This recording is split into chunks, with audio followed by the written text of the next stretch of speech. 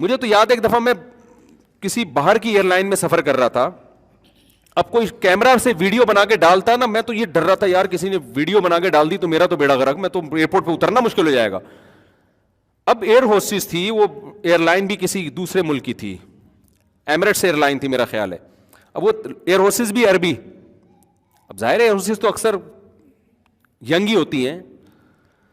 اب وہ کیا ہے, وہ بیچاری, اس کو اردو بھی آتی تھی کیونکہ پاکستان سے اتنے زیادہ اس کو اردو آ گئی تھی. اب اس نے کہا کہ میں آپ کے بیان سنتی ہوں بڑی عقیدت سے نا, تو کھانا وانا سب کو اس نے سرو کیا. پھر میرے ساتھ 2 سیٹیں خالی تھی, ادھر ہی آگے بیٹھ گئی وہ. اب یہ روسز بیٹھ گئی, کہہ رہی وہ آپ سے مجھے آدھا گھنٹہ اس نے مجھ سے بات چیت کی ہے.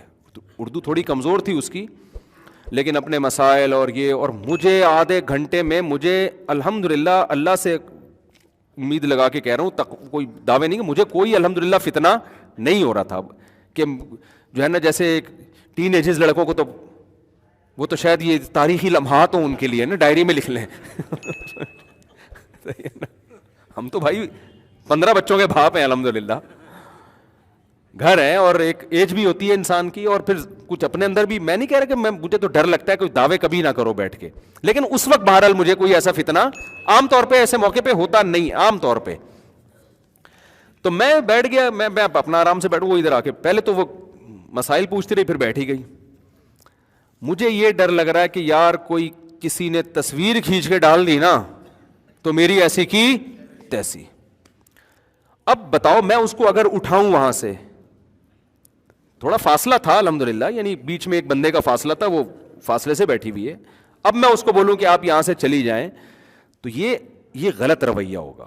یہ آپ ایک میسج دے رہے ہیں کہ گویا مجھے آنٹی چونکہ آپ سے بہت فتنہ ہو رہا ہے اور اب میرے جذبات کنٹرول میں نہیں ہے, اور گناہ سے بچنا بھی فرض, گناہ کے مقدمات سے دفع ہو جائیں یہاں سے آپ. نتیجہ چاہے کتنے ہی اچھے اخلاق سے آپ بولیں, تو ایسے موقع پہ جب وہ آپ کو اپنا ایک روحانی پیر و مرشد سمجھ رہی ہے, اور کراؤڈ پورے مجمع میں, کوئی بند کمرے میں تھوڑی ہے, بند کمرے میں کسی عورت کے ساتھ تنہائی جائز نہیں ہے.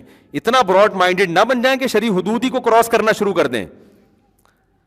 نبی صلی اللہ علیہ وسلم کی صحیح حدیث ہے کہ ایک مرد اور عورت تنہائی میں اکٹھے ہوتے ہیں, تیسرا کون ہوتا ہے؟ شیطان. تو بند کمرے میں کبھی, چاہے کوئی بھی آ جائے, کوئی خاتون آ جائے نا, کوئی بڈھی ہو بیچاری, کو بوڑھی ہو 75-80 سال کی, وہ ایک الگ بات ہے, لیکن ینگ کوئی عورت آئے کہ میں نے تنہائی میں ملنا ہے آپ سے, میں کہتا ہوں بھائی آپ یہاں بیٹھیں اور دروازے میں اپنے آفس کے کھول دیتا ہوں. میں لڑکوں کو بول دیتا ہوں بھائی یہ اپنی بات شیئر نہیں کرنا چاہتی, آفس کے دروازے کیا ہوں گے, کیوں آپ اتنا نا براڈ مائنڈڈ بن جائیں کہ شرعی حدود ہی کو کراس کرنا شروع کر دیں نا. پھر اگر وہ کہیں نہیں دروازے بند, میں دروازہ بند نہیں ہوگا بھائی, ٹھیک ہے نا, کیونکہ فتنے کا آپ بدگمانی کا موقع بھی نہ دیں, اور پھر اپنے اوپر اتنا اعتماد کرنا.